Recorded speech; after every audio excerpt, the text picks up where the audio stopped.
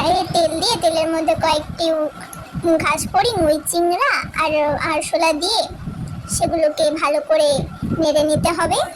নেড়ে কাঠপোকাটা দিয়ে দিতে হবে।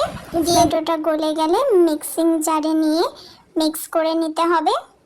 আমরা টিকটিকিগুলোকে একটা একটা করে দিয়ে ভেজে নেব। ভাজা হয়ে গেলে টিকটিকিগুলোকে তুলে নেব। তুলে নিয়ে বাঘ ও হরিণের মিশ্রিত মশলা দিয়ে তার উপরে আগে থেকে করে রাখা পেস্টটি দিয়ে দেব। দিয়ে ভালো করে মিক্স করব। দু রকমের মাটি গুঁড়ো, ঘুঁটে গুঁড়ো আর ইট গুঁড়ো দিয়ে ভালো করে মিক্স করে নেব। মিক্স করে গোমূত্র মেশানো জল দিয়ে দেব। দিয়ে ভালো করে মিক্স করে নেব। মিক্স করে তার উপরে টিকটিকিগুলো দিয়ে দেব। দিয়ে ভালো করে নেড়ে চেড়ে নেব। রান্না করে নিয়ে দিয়ে দেব হাতির মলের গুঁড়ো। দিয়ে নেড়ে চেড়ে আবার বেশ কিছুক্ষণ রান্না করে নেব।